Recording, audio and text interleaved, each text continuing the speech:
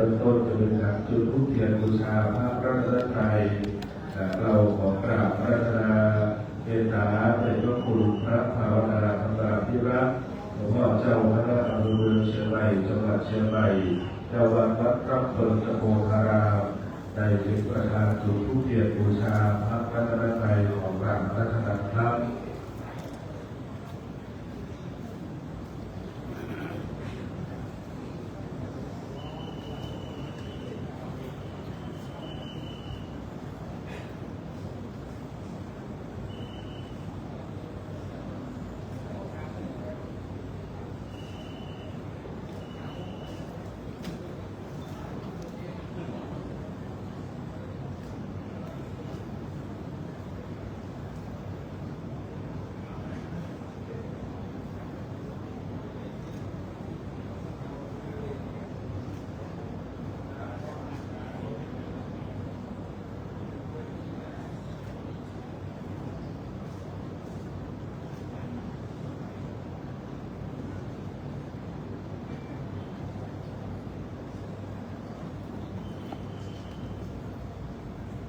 และในลำดับต่อไป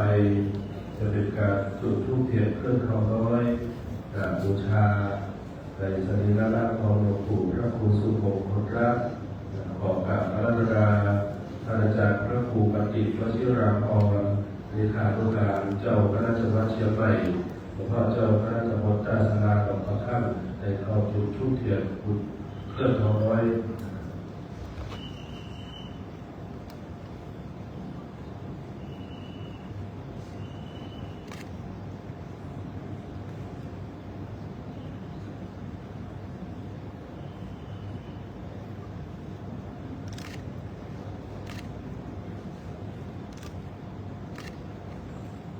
และในการพัฒนาเมตตาบารมีเป็นพระคุณพระราชบุรีรองเจ้าคณะจังหวัดเชียงใหม่เจ้าวัดวัดสวนดอกพระอารามหลวงองค์พระบรมถึกได้ขึ้นสู่ธรรมะของกราบพระรัตนาครับ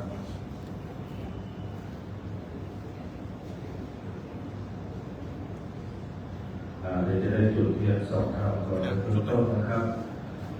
ต่อไปจะเป็นการจุดเทียนสองทางขอกับพระรัตนาเมตตาหลวงพ่อพระครูวิสิตศรีลาภรณ์หลวงพ่อรองเจ้าคณะอำเภอเมืองเชียงใหม่จังหวัดวัดบางสีครับได้จุดเทียนสองทางของพระรัตนาครับ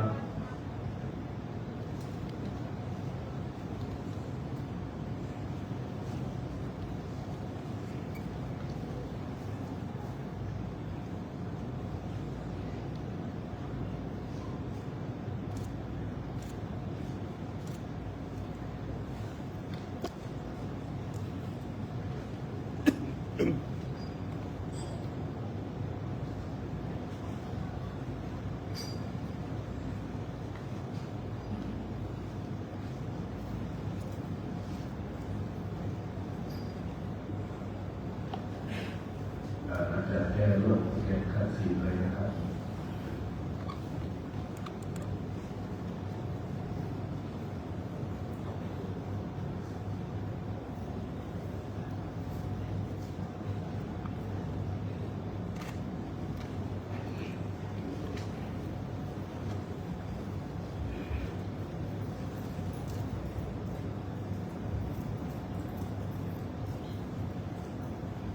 ลำดับต่อไปเรียนเชิญพี่น้องแขกผู้มีเกียรติทุกท่านได้ร่วมกันไหว้พระสมาทานเก็บกสีของกันครับอิมินาสการเนะพุทธังอภิปูชยามา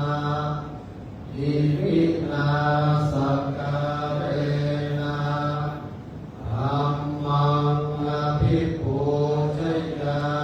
มาอิมินาสการนะสังฆังอภิปูชยามาอะระหังสัมมาสัมพุทโธภะคะวาพุทธังภะคะวันตังอภิวาเทมิสั วะคาโตภะคะวะตาธัมโมธัมมังนัมมัสสามิสุปฏิปันโนภะคะวะโตสาวกสังโฆสังฆังนะมามิมะยังพันเตติสารเนนะสหปัญจศีลานิยาจามะทุติยัมปิมะยังพันเตติสารเนนะสหปัญจศีลานิยาจามะตาติยัมปิมะยังพันเตติสารเนนะสหปัญจศีลานิยาจามะ โมตัสสะภะคะวะโตอะระหะโตสัมมาสัมพุทธัสสะนะโมตัสสะภะคะวะโตอะระหะโตสัมมาสัมพุทธัสสะนะโมตัสสะภะคะวะโตอะระหะโตสัมมาสัมพุทธัสสะ นะโมตัสสะภะคะวะโตอะระหะโตสัมมาสัมพุทธัสสะนะโมตัสสะภะคะวะโตอะระหะโตสัมมาสัมพุทธัสสะนะโมตัสสะภะคะวะโตอะระหะโตสัมมาสัมพุทธัสสะ ธังสรณังคัจฉามิ พุทธังสรณังคัจฉามิ ธัมมังสรณังคัจฉามิ ธัมมังสรณังคัจฉามิ สังฆังสรณังคัจฉามิ สังฆังสรณังคัจฉามิ ติยัมปิพุทธังสรณังคัจฉามิ ทุติยัมปิพุทธังสรณังคัจฉามิ ติยัมปิธัมมังสรณังคัจฉามิ ทุติยัมปิธัมมังสรณังคัจฉามิ ติยัมปิสังฆังสรณังคัจฉามิ ทุติยัมปิสังฆังสรณังคัจฉามิ ตติยัมปิพุทธังสรณังคัจฉามิ ตาติยัมปิพุทธังสรณังคัจฉามิ ติยัมปิธัมมังสรณังคัจฉามิ อาติยัมปิธัมมังสรณังคัจฉามิ ติยัมปิสังฆังสรณังคัจฉามิ อาติยัมปิสังฆังสรณังคัจฉามิ ปานาติปาตาเวรมณีสิกขาปะทังสมาธิยามิ ปานาติปาตาเวรมณีสิกขาปะทังสมาธิยามิ อินาทานาเวรมณีสิกขาปะทังสมาธิยามิ อาทินนาทานาเวรมณีสิกขาปะทังสมาธิยามิ กาเมสุวิชาจาราเวรมณีสิกขาปะทังสมาธิยามิ กาเมสุวิชาจาราเวรมณีสิกขาปะทังสมาธิยามิ สาวาทาเวรมณีสิกขาปะทังสมาธิยามิ มุสาวาทาเวรมณีสิกขาปะทังสมาธิยามิ ราเมรยะมัจจปปะทฐานาเวรมณีสิกขาปะทังสมาธิยามิ สุราเวรยะมัชฌัปปมาทฐานาเวรมณีสิกขาปะทังสมาธิยามิ มานิปัญจสิกขาปะทานิสีเลนะสุขติยันติสีเลนะโภคสัมปทาสีเลนะนิพุติยันติตัสสมาสีลังวิโสทะเย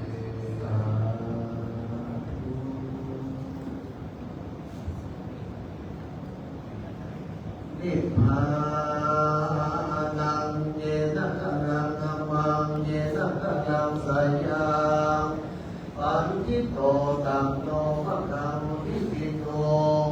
ธัมมะพุทธมังธัมมะเตสิกังอนุกรรมปิมังปัจจังอรหังนะโม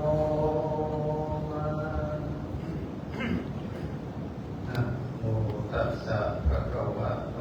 อะระหะโตสัมมาสัมพุทธัสสะนะโมตัสสะภะคะวะโตอะระหะโตสัมมาสัมพุทธัสสะนะโมตัสสะภะคะวะโตอะระหะโตสัมมาสัมพุทธัสสะสัพเพสัตตามริสันติมรณันตังอิชีวิตังยะถากรรมังควิสันติปุญญปาปะปรูปะคาติอิตินัปฏิอาตมาภาพจะได้แสดงพระธรรมเทศนาในมรณกถาว่าถึงเรื่องความตายเพื่อเป็นเครื่องประคับประคองฉลองศรัทธาประดับปัญญาบารมีเพิ่มบุญกุศลบุญญาราศีอันเป็นส่วนทักษิณานุปทานกิจที่บรรดาญาติมิตรพร้อมถึงบรรพชิตและกฤหัสถานชาวบ้านญาติโยมทั้งหลายได้พร้อมใจกันบำเพ็ญกุศลเพื่อจำอุทิศไปถวายแด่หลวงพ่อพระครูสุมงคลรัตน์แห่งสุธรรมโมผู้มรณภาพจากโลกนี้ไปสู่ปรโลกภายภาคหน้าด้วยอายุ95 ปีซึ่งถือเป็นการจากลาที่ไม่ใช่ความเศร้าแต่เป็นการส่งท่านด้วยเกียรติด้วยกุศลและก็ด้วยรอยยิ้มหลวงพ่อพระครูนั้นไม่ใช่แค่ผู้จากไปแต่คือผู้ฝากไว้ซึ่งธรรมะฝากความดีและรอยยิ้มคนที่มีชีวิต95 ปีแล้วเนี่ยก็ฝากอะไรอย่างไว้เลยก็ถือว่าใช้ชีวิตเกินงบแต่ว่าหลวงพ่อได้ฝากทุกอย่างยกเว้นอย่างเดียวที่ไม่ได้ฝากไว้นั่นก็คือไม่ได้ฝากหนี้คือคนกำลังต้องชดใช้ในค่ำของคืนวันนี้ที่คณะสงฆ์อำเภอเมืองโดยการนำขอบพระเดชพระคุณหลวงพ่อพระภาวนาธรรมาภิรัตน์เจ้าคณะอำเภอและก็มีพ่อรองเจ้าคณะอำเภอ3 รูปเจ้าคณะตำบลพร้อมกับเจ้าอาวาสทุกวัดแต่อาจจะมาเสี่ยงได้ร่วมกันเป็นเจ้าภาพได้อาราธนาอาตมาภาพมาแสดงพระธรรมเทศนาเพื่อเป็นข้อคิดสกิดใจให้กับท่านทั้งหลายที่มาร่วมบำเพ็ญกุศลดังนั้นเพื่อเกิดประโยชน์ส่วนที่ผลแก่ผู้ฟังอาตมาภาพจะได้นำเอาเรื่องความตายมาเทศนาเป็นข้อคิดคืนนี้อาตมาขอเชิญชวนศรัทธาญาติโยมมาร่วมฟังเรื่องที่บางคนมองหน้าบ้านเป็นเรื่องที่น่ากลัวที่สุดในโลกแต่แท้ที่จริงนั้นเป็นเรื่องธรรมดาที่อยู่คู่กับชีวิตของคนเราทุกคนอันนั้นก็คือความตายการพูดถึงความตายเนี่ยเป็นสิ่งที่หลายคนอยากจะพูดอยากจะคุยอยากจะฟังอยากจะได้ยินอยากแม้แต่จะคิดเพราะรู้สึกว่ามันเป็นลางถ้าผู้ตายถ้าเราอ่อนผู้นะครับปากไปที่ดังนั้นรู้สึกว่ามันเป็นทางเป็นเรื่องเศร้าเป็นเงามืดของชีวิต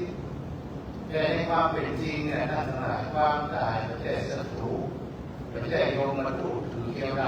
ำแต่คือเพื่อนร่วมทางของชีวิตที่เดินเคียงข้างเราอยู่ทุกลมหายใจร่างกายของคนเรานี้เซลล์ทั้งหลายก็ตายทุกวันแต่ว่าเราก็ยังอยู่นะเซลล์เก่าตายไปเซลล์ใหม่เกิดขึ้นมาแทน จิตก็เช่นเดียวกันจิตดวงหนึ่งรับไปจิตดวงใหม่ก็เกิดขึ้นต่อทันทีเป็นสายชีวิตจึงเป็นกระแสแห่งการเปลี่ยนผ่านไม่ใช่ความพินาศแต่คือความต่อเรื่องที่เคยยุติกับลำธารที่ไหลประกาศสายว่ามาเป็นสายด้วยกันน้ำยศลึกผ่านไปน้ำยศใหม่ออกมาแทนที่แต่ว่าลำธารนั้นเขาคงอาจเป็นลำธารเหมือนเดิมจริงๆมันเป็นเล็กละเอียดแต่เราก็สามารถมองหาได้ที่ของเราก็เช่นเดียวกันแล้วเรามาเคยถูกโยมคนหนึ่งถามอย่างจริงจังว่านะครับคนตายแล้วเป็นไงแล้วเรามาตอบแบบตรงๆกับโยมตอนนี้เนี่ยอาตมารู้ถ้าอาตมารู้แน่ๆว่าไปไหนอาตมาจะขอตายไปดูก่อนแล้วก็ไปมารีวิวโยมฟังเลยเพราะว่าทุกวันนี้เราต้องรีวิวครับร้านอาหารก็ต้องรีวิวอร่อย5 ดาวเนี่ยเอาเมนูเด็ดโรงแรมก็รีวิวห้องน้ำสะอาดแอร์เย็นวิวสบายร้านข้าวมันไก่ปากซอยเนี่ยยังรีวิวนะไก่นุ่มน้ำพริกแซ่บราคาถูกเขารีวิวแล้วสุดแต่น้ำพริกตากแห้งรีวิวอยู่น้ำพริกตากแห้งรีวิวว่าแซ่บลิ้นกับลิ้นคิวยาวไปคุ้มเขารีวิวกันพริกตากแห้งเนี่ยแต่ละทุกอย่างเราต้องรีวิวแต่ว่าชีวิตกับความตายเนี่ยเรามีรีวิว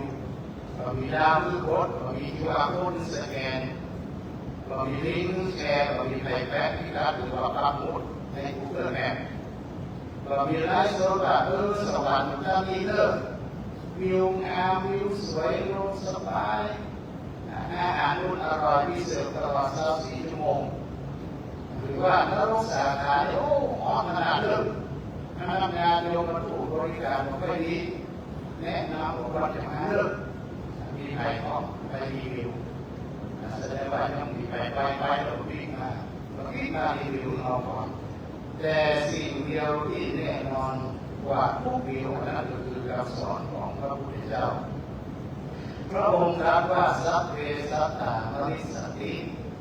ซึ่งแปลว่าสัตว์ทั้งหลายทั้งปวงต้องตายแน่นอนเพราะว่าชีวิตนั้นมีความตายเป็นที่สุดสัตว์ทั้งปวงในที่นี้หมายถึงทุกชีวิตบอกว่าจะเป็นสัตว์น้อยสัตว์ใหญ่เป็นมนุษย์เป็นเทวดาเป็นพระราชามหากษัตริย์หรือแม้แต่เป็นพระภิกษุสามเณรครูบาอาจารย์ครูบาเถระเจ้าทั้งหลายล้วนมีปลายทางก็คือความตายเพราะฉะนั้นอย่าถามว่าโอนเอาตายแล้วไปไหนแต่อยากจะรู้ถามว่าระหว่างที่ยังมีชีวิตเนี่ยเขาทำอย่างไรบ้างที่เป็นประโยชน์ต่อชีวิตที่เป็นประโยชน์ต่อส่วนรวมชีวิตของเขาจะดีหรือไม่ดีไม่ได้อยู่ที่รีวิวของใครแต่อยู่ที่การกระทำของเขาเองสิ่งใดเขาทำไว้ย่อมรับมาเป็นผลแก่เขาอย่างแน่นอนดังที่พระพุทธเจ้าได้ตรัสต่อไปว่ายะถากรรมังคมิสติปุญญปาปะคารุปกาสัตว์ทั้งหลายจะตายตามยะถากรรมเข้าถึงบุญแห่งบุญและบาปที่ตนทำเอาไว้ชีวิตนี้จึงเปรียบกันการเดินทางหรือว่านักเดินทางจะไปถึงจุดใดก็ขึ้นอยู่กับเส้นทางที่เขาเลือกและเสบียงที่เราตุนเอาไว้บุญคือเสบียงดีกินแล้วแข็งแรงมีพลังเดินทางต่อได้บาปคือเสบียงที่เน่าที่เสียกินแล้วก็เจ็บท้องเดินต่อไปถ้าอยากถึงจุดหมายดีก็ต้องเตรียมเสบียงดี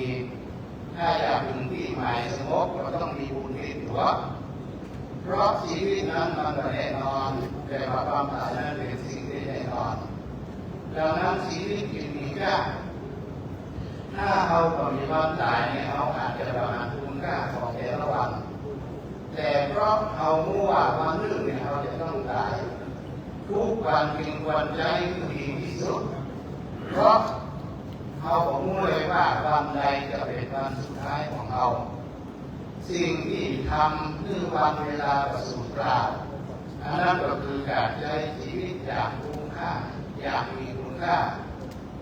มีโยมคนหนึ่งเป็นโรคร้าย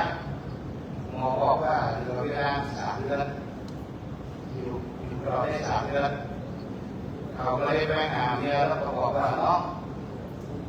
หมอบอกว่าเขาจะอยู่ด้วยกันได้3 เดือนนะเมียก็ร้องโหร้องไห้โอ้จะแน่จะได้ดีหัวบอกว่าต้องแย่ได้ละ3 เดือนก็3 เดือนแกขออย่างเดียวนะในระหว่าง3 เดือนนี่นะขออย่าไปเรื่องแม่ยายขออย่าเพิ่งแม่เมียไปอยู่ด้วยอย่าไปแม่เมียไปอยู่ด้วยก็แล้วกันอันนี้ก็แสดงว่าบางคนเนี่ยวางตายว่าหัวหรือหมอนแต่หัวแม่เมียไปอยู่ด้วยอ่ะน่าจะน่าแกเหมือนกันเพราะว่าเราเรียนทุกที่มันได้จากราคาแต่ถ้าทำบุญดีบอลแน่ชาติหน้าก็คงได้รับกับแม่เมียคนนี้ไปมุ่งย้อนมาถึงหลวงพ่อพระครูของเราอายุ95 ปีเนี่ยไม่ใช่เรื่องง่ายท่านทั้งหลาย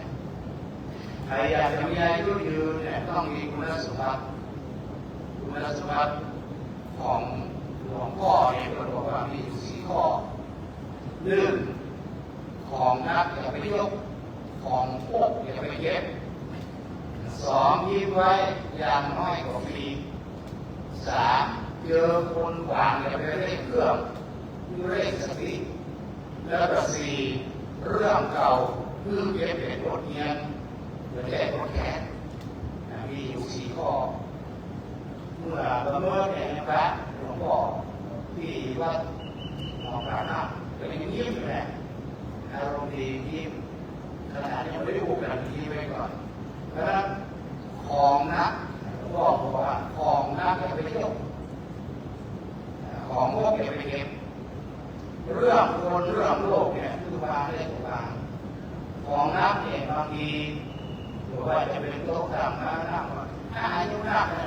เกิน60ขึ้นไปนะก็เราจะไม่ทำเลยก็คือวิธีไม่ยกใจเราออกได้ไม่ยกคือเราออกยกแล้วก็เลขาจะไปได้จะว่าดีไปทำให้ยกสบายเพราะฉะนั้นของนักบางทีไปยกจะรอเรียนไปยกพอยกแนวตั้งกระดูกเลาะว่าจะหายได้บางทีต้องโดนก็หายนะอย่างผมเดียวเนี่ยกระดูกคอ2 ตอนเสื่อมแล้วเร็วไปกรุงเทพต้องไปสแกนจะผ่านไปที่หมอว่าไม่ยากหมอได้ว่าไม่ยากเอาขึ้นยากเลยมีจอคอรอบดึงคอทำหน้ากลางหลัง2 ตอนแล้วเนี่ยบางทีเขาว่าเขาแข็งแรงเขาว่าเขาไหวแต่ไหวเพราะฉะนั้นของนักอย่าไปยกแต่ความหมายในแท้จริงนั้นของนักในที่นี้หมายถึงความโกรธความแค้นความอิจฉาริษยาที่มันทำให้ใจของมันหนักอึ้งเนี่ยเราจะไปยกเราเก็บไว้ที่ใจของเราปล่อยให้มันโกรธไปเนี่ยของนักอย่าไปยกของพกอย่าไปเก็บของที่เก็บไว้แต่ถ้ามันพกห้องพกบ้านพกหอเรือนจะไปเก็บคือโรงพยาบาลก็เก็บบัวสารดานเก็บว่านักวิธีแบบซ่อนไม่ได้แบบช่อนแบบซ่อนเราทำกระบอกซ่อนไว้ส่วนรถให้ยุ่งยอกกันแล้วแต่ของที่มันพกจะเป็นสังฆทานบริจาคแล้วเราเก็บไว้นะบางทีพวกผีที่นอนสังฆทานนะอันนี้เป็นว่าที่เราอยู่ในสังฆทานอาจจะโดนอย่างเก็บฝากได้ยืดได้ก็ยืดไว้เก็บบางทีเราเองเป็นต้องสรุปใส่สิ่งเหล่านี้ล้มอายุนับพอล้มแล้วก็ลำบากฉะนั้นของพกเนี่ยอย่าไปเก็บความหมายที่แท้จริงนั่นก็คือความเศร้าเก่าความผิดหวังเก่าเรื่องราวที่มันดีที่มันผ่านไปแล้วเราต้องเก็บเอาไว้บางคนก็เก็บไว้มันเป็นสิ่งที่ เศร้าปีเรื่องนี้แหละปล่อยที่มันตกไปกับกาลเวลาเนี่ยบางคนทุกข์ไม่ใช่เพราะแผนนะแต่เพราะไปยอมวางบางทีของไม่น้อยเนี่ยบางทีเอาถือเอากลับได้มันก็นับมือกำแน่นเกินไปจะยึดสิ่งใดก็ไม่ได้อันนี้ของนักอย่าไปยกของพวกอย่าไปเก็บหลวงพ่อที่เล่นแรงอยู่ในชีวิตไม่มีสังขารอันนี้ของนักอย่าไปยกของพวกอย่าไปเก็บข้อที่สองหลวงพ่อบอกว่ายิ้มไว้อย่างน้อยกว่าปียิ้มทีน่ะเศรษฐกิจจะแย่แค่ไหนก็ยิ้มเอาไว้ก่อนรอยยิ้มน่ะมันเราได้ใช้ไฟฟ้าเราได้ชาร์จมันแบตเตอรี่เราเสียค่าแพงเราต้องขออนุญาตไหมขออนุญาตยิ้มเด้ออยากยิ้มก็ยิ้มแถมยังมีเรื่องพิเศษเลยคือทำให้คนอื่นยิ้มโดยทำให้บรรยากาศดีขึ้นลองมาเข้ามาในนี้กับผมเข้ามาหน้าเดี๋ยวโอ้โหตับบอกตับบอกแล้วก็แบ่งหน้าโจโก้หน้าโจโก้เจ้าแล้วบอกทั้งหมดอ่ะพอมาหน้าอย่างนี้เนี่ยรองเจ้าหน้าอำเภอระดองสิงห์คำยิ้มคุณทั้งหมดแล้วหรอกถ้ายิ้มเนี่ยมันเร็วดูทั้งหมดอ่ะถ้าแบ่งหน้าโจโก้เป็นตัวไหนแล้วยิ้มตัวไหนแล้วเจ้าคุณสิยิ้มไว้ใจสดชื่นอายุยืนไรโรคารูปร่างและหน้าตาเป็นเสน่ห์แก่ผู้คนทำให้บรรยากาศดีขึ้นทำให้เราเองรู้สึกเบาขึ้นเรายิ้มเนี่ยให้ยิ้มเก่งก็ภาพอยู่ในใจคนอื่นเงินกว่าคนที่หน้าวุ่นหน้าเหี่ยวหน้าน้ำเพราะความสุขมีต่อใดแต่ว่าความวุ่นเนี่ยทำให้คนดีไปมาเกิดการเอาคนเดียวหน้าใกล้ละเพราะฉะนั้นต้องยิ้มไว้ข้อที่สองยิ้มไว้อย่างน้อยกว่าปีอันนี้หลวงพ่อที่ยิ้มนะขนาดนี้อยู่ไกลๆหน้าแบบนี้ขนาดนี้อายุ95เพราะฉะนั้นไปอยากมี95ก็ต้องยิ้มไว้ข้อที่สามเจอคนขวางอย่าไปเร่งเครื่องแต่ว่าเร่งสติบางเรื่องนะครับไวประชนรถนะครับไวประชนบางคำพูดตอบพลิกไปมันก็คำเหมือนกันนะข่าวเจ้าไปวัดอย่างมัวออกทีวีสอนเรากลายเป็นดราม่าดังเลยครับนั่นคือต่อไปปากไว้ต่อไปเมื่อมีคนทำมือโหดคุณบอกว่าจะไปเร่งใจเขาจะไปเร่งปากเขาจะไปเร่งแล้วจะไปเร่งมือแต่ที่เร่งได้คือเร่งสติเอาสติมาเร่งแต่เร่งสติที่เร่งดีหยุดคิดก่อนหายใจเข้าลึกๆแล้วก็ตอบแล้วก็พูดใจเย็นเราเคยทำใครตายมีแต่ใจงอนที่ทำให้หลายคนอยู่โรงพยาบาลเพราะความไวเพราะความเร็วในการตอบโต้มักทำให้คนเขาพูดในสิ่งที่เขาเสียใจในภายหลังพูดไปแล้วเขาคืนไม่ได้มันคือน่าพูดจะทำออกมาแล้วแต่พูดไปแล้วเขาคืนไม่ได้เพราะฉะนั้นเจอคนขวางอย่าไปเร่งเครื่องแต่เร่งสติข้อที่สี่เรื่องเก่าคือเย็บเป็นบทเรียนไม่ใช่บทแค้นอดีตเอาไว้สอนไม่ใช่เอามาย้อนทุกคืนบางคนขึ้นเนี่ยทุกคืนนะยกไปนะมันเป็นอดีตแล้วมันยกไปแล้วมาขึ้นนอนขึ้นแค่อยู่ในใจคนเดียวรับไปด้วยความแค่อย่างนี้ดีนะเรื่องที่มันผ่านไปแล้วถ้ามันทำให้เราฉลาดขึ้นทำให้เราระวังขึ้นรอบคอบขึ้นนั่นคือบทเรียนแต่ถ้ามันทำให้เราโผล่ซ้ำเย็บซ้ำแค้นซ้ำก็แผลยิ่งขึ้นยิ่งแค้นนั่นเป็นห้องอดลงแค้นใครปล่อยได้ก็เอาปล่อยไว้ก่อนคือบรรเทาเอาไว้ก่อนยิ้มไว้ก่อนไม่ต้องเอามาถือเอามายึดเอาไว้เพราะการจับมีดปลายคมเนี่ยมันนอกจากจะทำร้ายตัวเรานอกจากทำร้ายคนอื่นแล้วก็ทำร้ายตัวเราด้วยรวมความว่าอยู่ยาวเรียกว่ามีปริมาณลมหายใจ แต่อยู่ดีอยู่เบาอยู่สบายใจอันนั้นคือคุณภาพของชีวิตคือจะง่ายๆว่าวางได้ยิ้มเป็น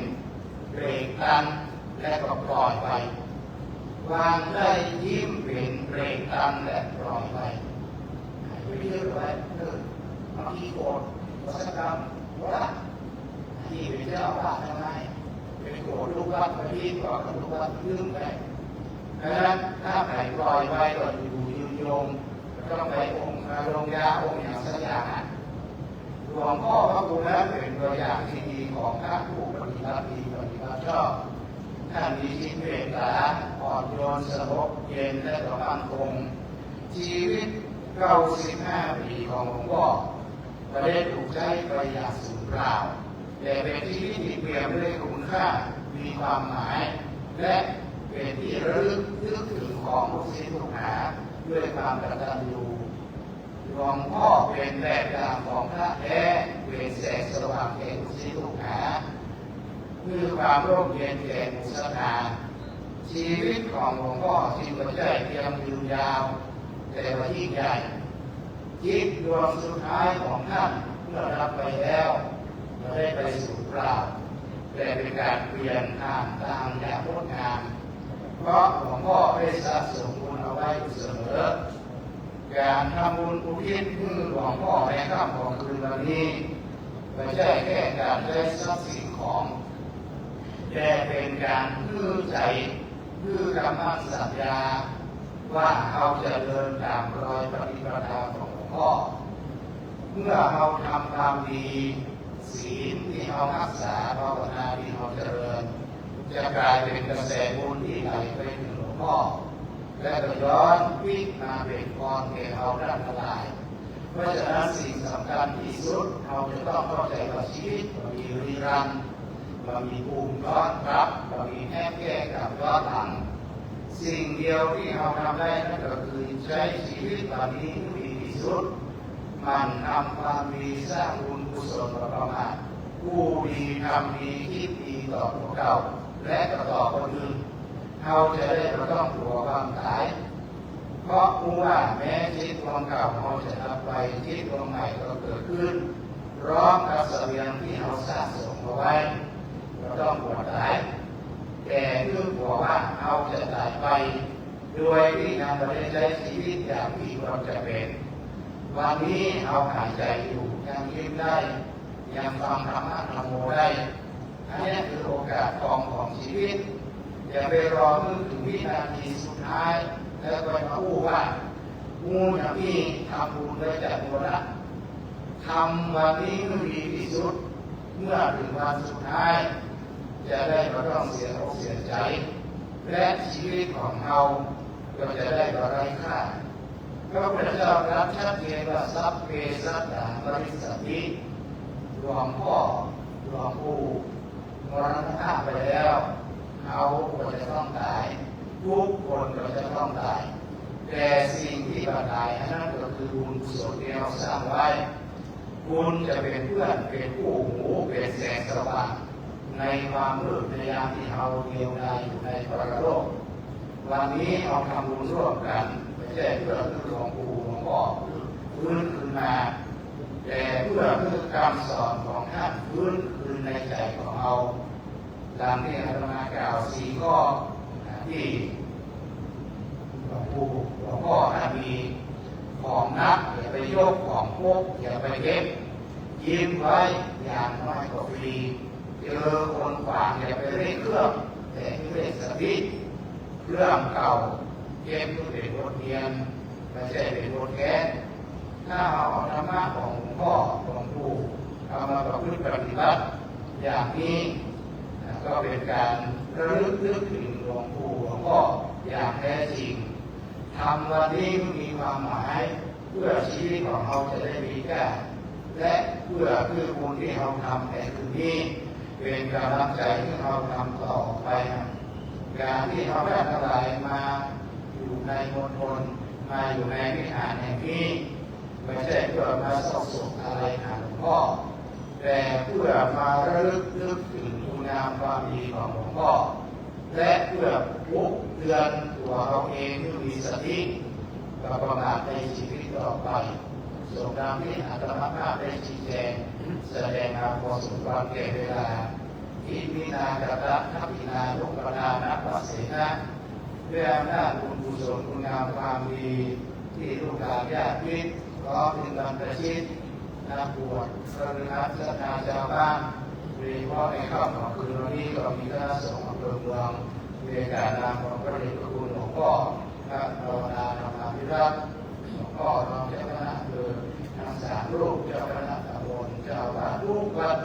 ได้กระทำอุทิศไปโดยลำดับขอจงเป็นตบะเดชะพลวัตปัจจัยส่งเสริมสนับสนุนยามดวงวิญญาณของหลวงพ่อจงประสบแต่สันติสุขในสัพพะยภพทรงนำเจตนาบารมีของพระเจ้าข้าประการเรื่องด้วยอำนาจบุญกุศลคุณงามความดีความเสียสละความสามัคคีและความมีน้ำจิตน้ำใจ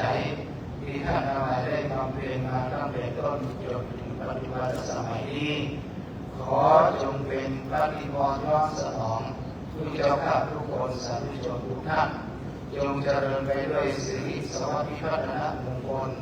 สมบูรณ์คุณผลด้วยสิ่งอันพึงปรารถนาจงทุกประการพระประธานแสดงพระธรรมเทศนาในมรณกถาก็พอสมควรแก่กาลเวลาจึงขอสมมุติพระธรรมเทศนาลงคงไว้แต่เพียงเท่านี้เอวังก็มีด้วยประการฉนี้สาธุสาธุสาธุเป็นนาบารมีพระเดชพระคุณหลวงพ่อพระราชรัชบุรีหลวงพ่อรองเจ้าคณะจังหวัดเชียงใหม่เจ้าวาดวัดสวนดอกพระอารามหลวงเป็นการแสดงพระธรรมเทศนาในค่ำคืนวันนี้เป็นที่เรียบร้อยวันนี้จะได้เป็นการน้อมถวายจตุปัจจัยในธรรมแด่พระเดชพระคุณในเบื้องต้นนี้ขอกราบพัฒนาเมตตาท่านอาจารย์เจ้าคุณพระสิทธิวชิรานุกูลรองเจ้าคณะอำเภอเมืองเชียงใหม่ผู้ช่วยเจ้าวาดวัดพระธาตุดอยสุเทพในคำร้องประทินการเทศในองค์คณะถึงครับขอการพัฒนาครับ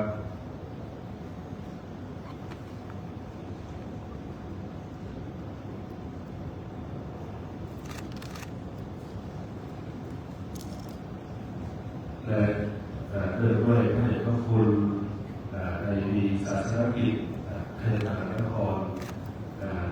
ก็พระอาจารย์พระปราศติโพธิดาโรรัชกาลเจ้าวาดวัดโพธิ์พระหลวงก็กราบนิมนต์พระอาจารย์ได้เข้าร้องประเคนในรูปปัจจัยไทยเรื่องอ่านในพระเดชพระคุณขอบคุณแล้วกัน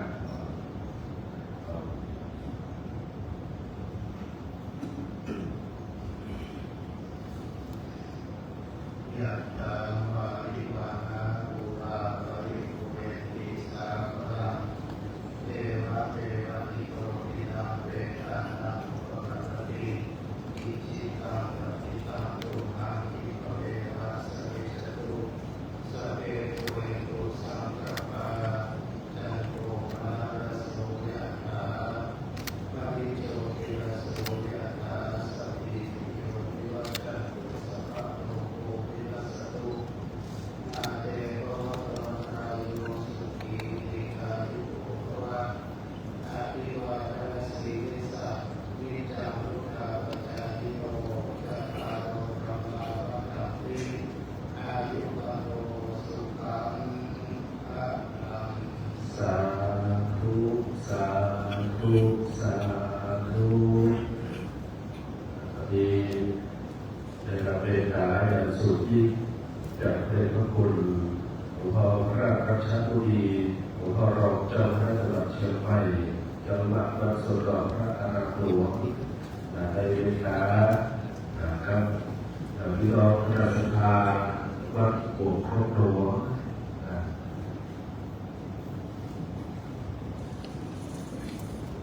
ครับ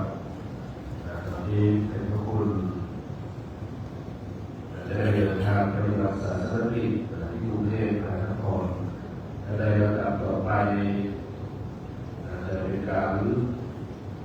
จุดธูปเทียน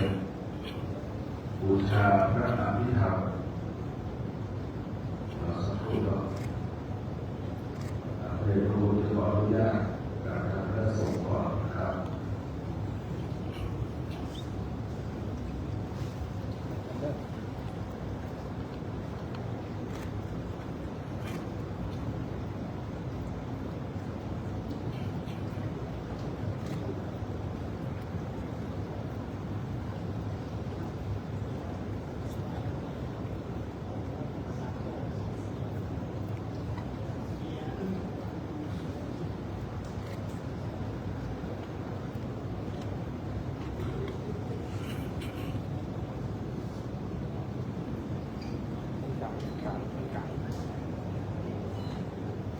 ในลำดับต่อไปอาจจะเป็นการเข้ารบจุดธูปเทียนบูชาพระอภิธรรมของพระราชาอาจารย์พระครูภาวนาวัชิรธรรมก็เจ้าคณะตำบลประแดดเจ้าวาดเมืองประแดดในคำร้องจุดธูปเทียนบูชาพระอภิธรรมของพระราชาครับ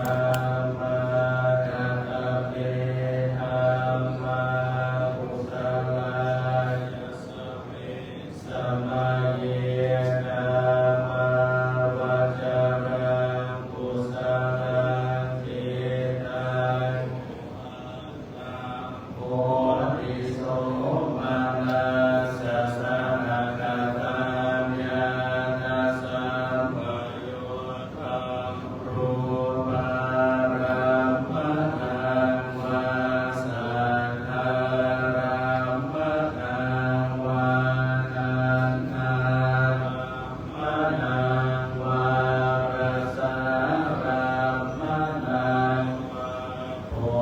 ทาภารามนังวา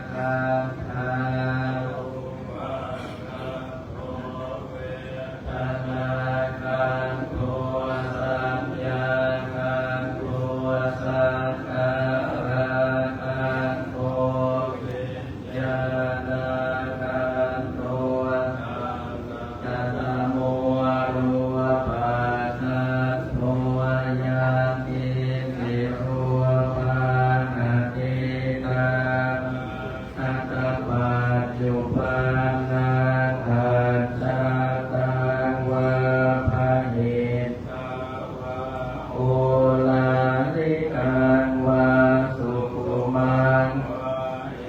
นังวา ปณิตังวายังภูเรวาสันติเกวาตเทอภิสัญโยหิตวาอภิสัญ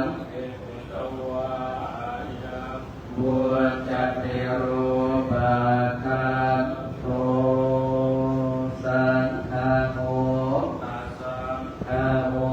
สังฆหิเตนะสังฆหิตังสังฆหิเตนะสังฆหิเตนะสังฆหิตัง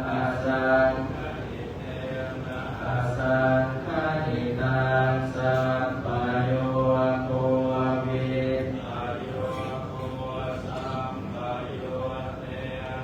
วิปโยตังวิปโยเตนะสัพพโยตังสังฆหิตังชาปัญญาติโย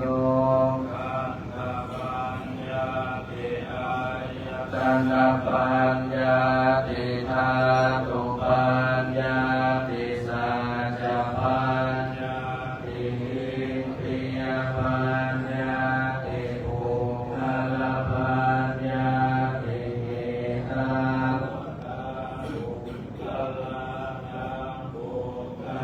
ปัญญาติสัมมยวิมุตโตสัมมยวิมุตโตภูมิปัฏฐา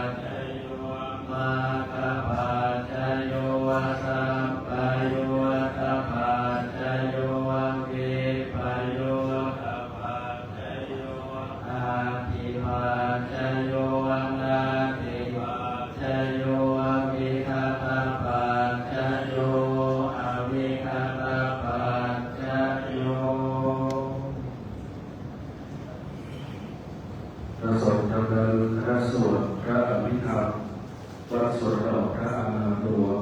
ในเวลาสวดพระพิธรรมจนลงเป็นที่เรียบร้อยในลำดับต่อไปจะเป็นการทอดร่างกายความสุขุนในการรัตนาเมตตาพระมหาเถราวุฒิระจำนวน4 รูปให้เข้าทอดผ้าไตรความสุขุนรูปแรกของการรัตนาเมตตาหลวงพ่อพระครูพระยะกิจจาภิวัฒน์ดอกเตอร์หลวงพ่อเจ้าคณะตำบลพระศรีเขตผู้ช่วยเจ้าวัดวัดพระศรีวรสถานวิหารของกราบพระราชาครับ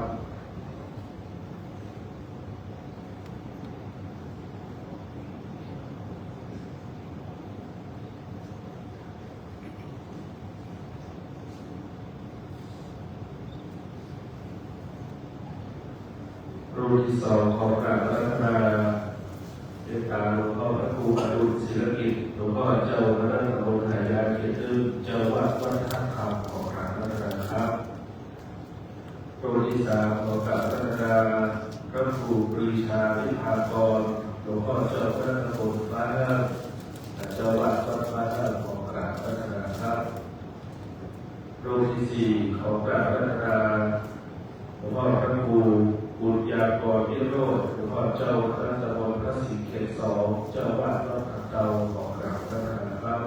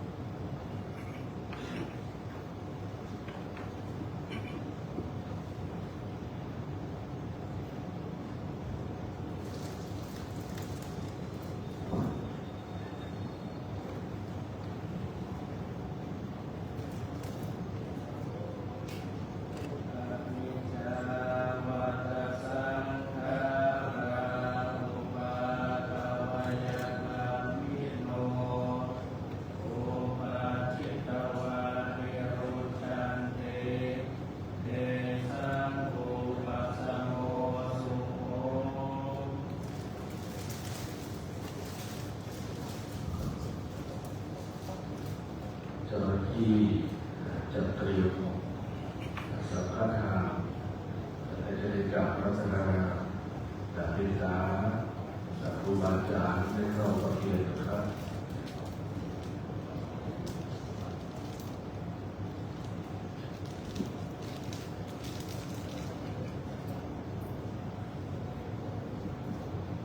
ครับในเริ่มต้นประเทศกันพระพุทธขอกราบพระราชาเป็นทางหลวงพ่อพระครูวิทิตศาสนาธรผู้ช่วยศาสตราจารย์ดอกเตอร์หลวงพ่อรองเจ้าคณะตำบลเมืองเชียงใหม่ผู้ช่วยเจ้าวัดวัดพระศรีโคราชมหาวิหารให้เข้ารอบประเทศการพระพุทธของกราบพระราชาครับ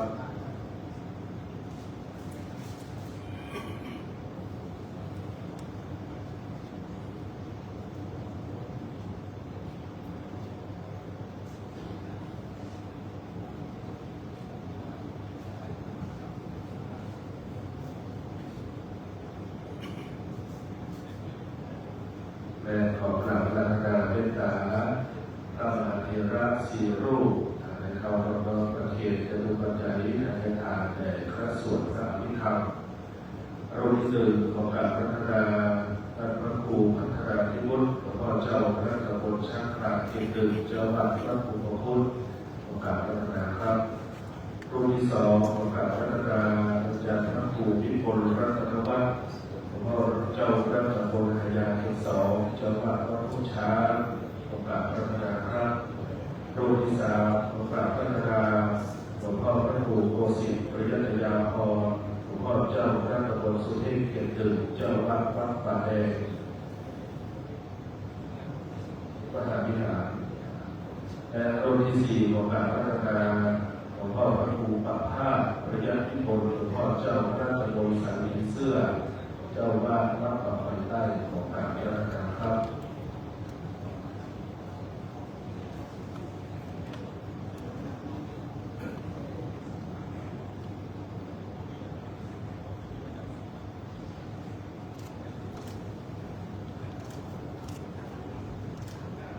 ข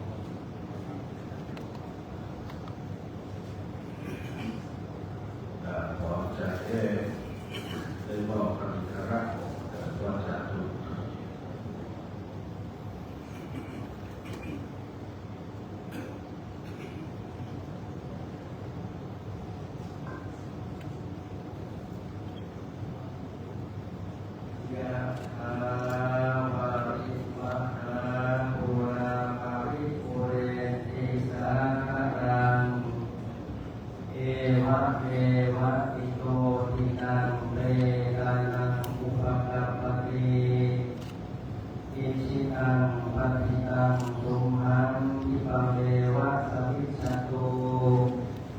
สัพเพปุเรนตุสังกปาจันโทปนรสโสยะถามณิโชติระโสยะถาเววัจจันตุสัพพะโรโควินาศตุภวัตวันตารายโยสุขีทีขายุภวสัพพิติโยวิวัจจันตุภโรโควินาศตุมาเตตารายโยสุขีทีขายุโกภวสัพพิติโยวิวัจจันตุภโรโควินาศตุมาเตวันตารายโยสุขีทีขายุโกภวะอภิวาทนาสิริสันปัจจายโนจัตตารโอธรรมาทันติอายุวันโนสุขังภาลังอัคคาสิเมสิเมยาภิริตาสังฆาจาเมเตตานังอาชาภูเทกตมนุสรังรุณาวาโสโกวายาวันยังวนานาตันเตตานาวัฏายาเอวันทัตติยาตโยอายัญจักโขทินาสังฆาภิกขุปฏิทินาทิคาราตังชานะโสอุปกาปฏิโสยาติธัมโมจะอายังเปตานะปุชาจักนาปุราลาภาลัญจะภูนามาโนภาเทยังปุญญาปัสสุนังอนาปกันติภาวะโตราคันตุสัพพะเทวตาสัพพะพุทธานุภาเวนะสัทธาโสทิภวันตุเตภวตุสัพพะมังคลังสัพพะเทวตาสัพพะธัมมานุภาเวนะสัทธาโสทิภวันตุเตภวตุสัพพะมังคลังรักขันตุวตาสัพพะสังฆานุภาเวนะสัทธา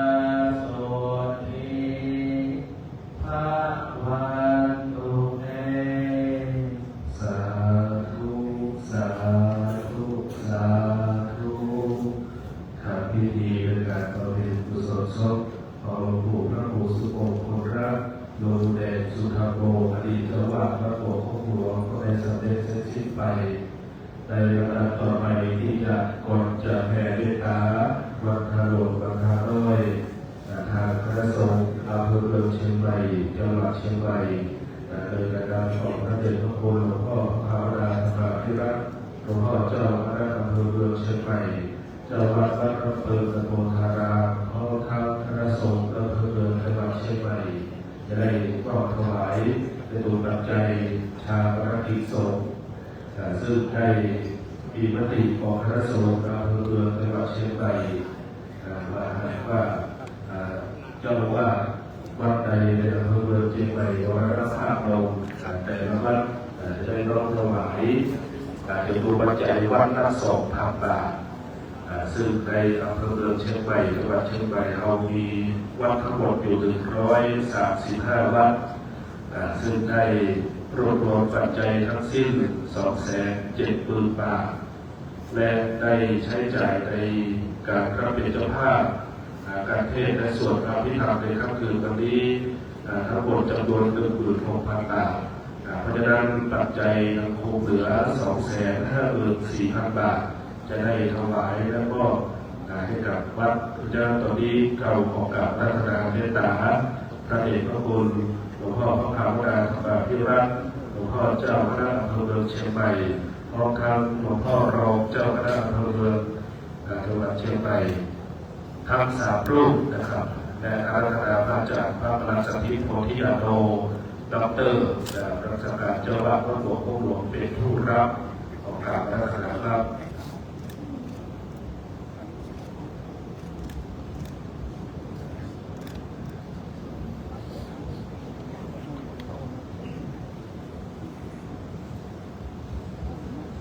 ในลำดับต่อไปอาจารย์จะได้รับแทนเมตตาเป็นลำดับไปนะครับครับท่านพี่น้องแขกผู้มีเกียรตินะครับหลังการจะทำบุญทักษิณานุปทานศิลป์ในค่ำคืนนี้พิสัตส่วนบุญกุศลทั้งหลายได้ถึงหลวงปู่ท่านพระครูสมุทรรัตน์ก็บริบูรณ์ตามบุญวิยาพระภูษาคือทางไม้บุญสำเร็จด้วยการนิทานศีลไม้บุญสำเร็จด้วยการรักษาศีลและภาวนาไม้บุญสำเร็จด้วยการเจริญภาวนาจะขออนุญาตเวลาจะถึงไปเป็นเวลาพอสมควรท่านได้เจริญจิตภาวนาท่านได้หาจิตครับส่งกุศลเวลาไปถึงวิญญาณของท่านผู้พระผู้ทรงรักของท่านครับ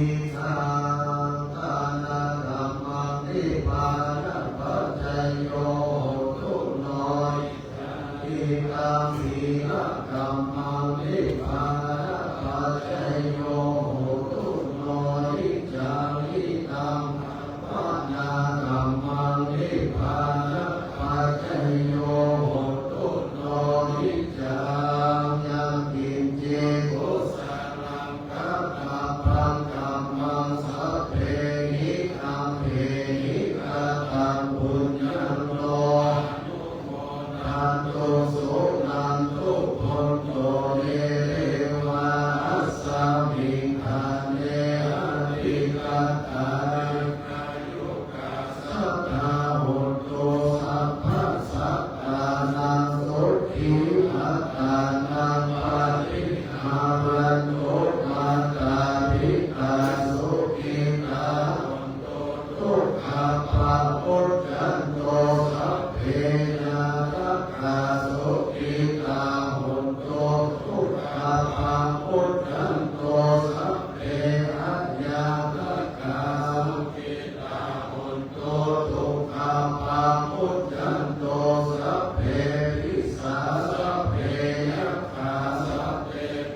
ตาสุขิตาหนตุทุกขปะมุจจันโตสัพเพนะขัตตาสุขิตาหนตุทุกขปะมุจจันโตสัพเพสุขิตาหนตุทุกขปะมุจจันโตสัพเพ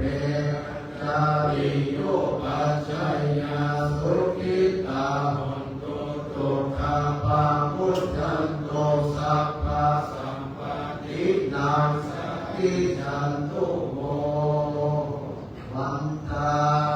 วิพุทธังสัพพังเมโตสัพพะมันทะเมพันเตวันตาวิธัมมังสัพพังเมโตสัพพะมันทะเมพันเตวันตาวิสัพพะสังฆามัตถะเม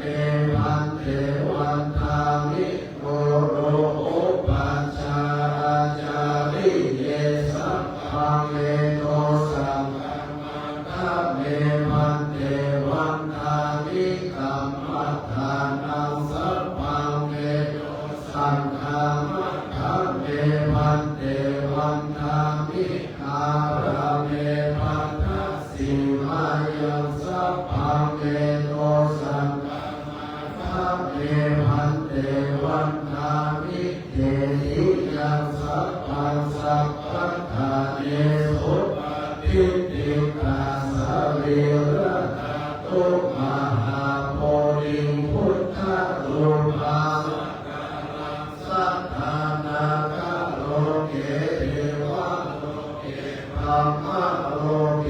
ชมพูทิเปรังกาทิเปสา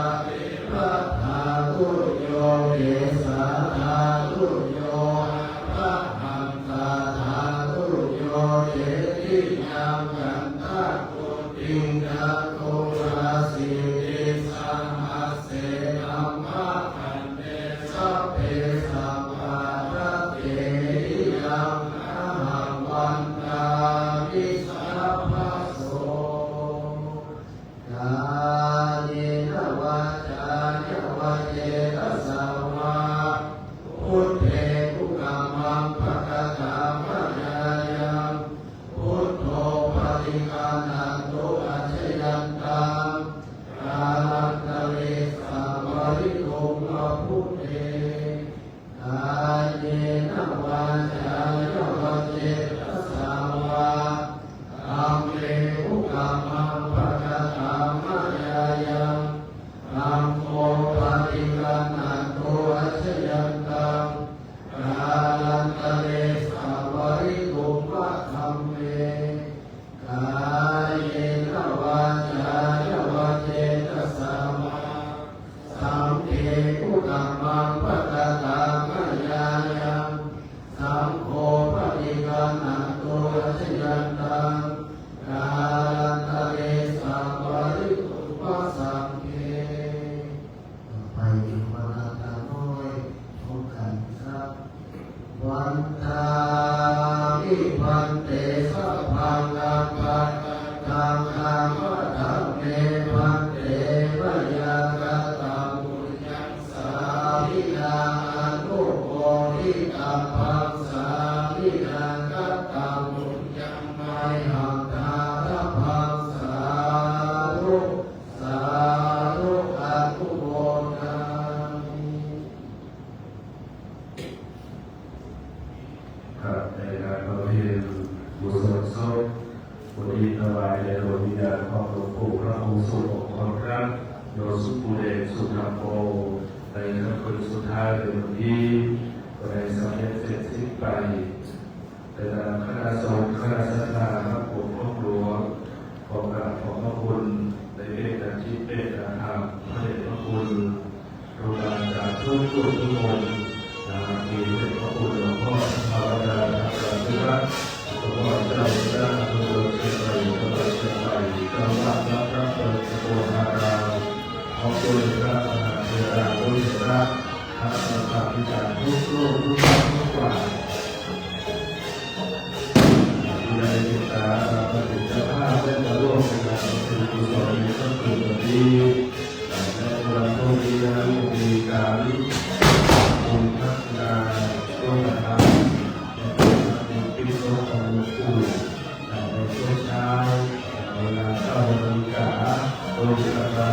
นะครับเป็นงานต่อ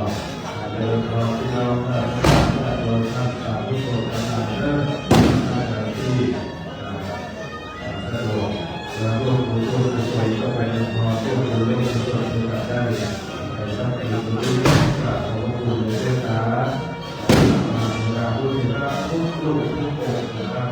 ที่ได้ศึกษาที่รักปกป้องตัวร่วมมาเป็นกุศลบุญทักษิณาที่หลายมีการต่อหลวงปู่พระครูสุขของพระหลวงปู่เอกสิทธาโกและอดีตเจ้าพระหลวงพ่อหลวงและพระเจ้าดี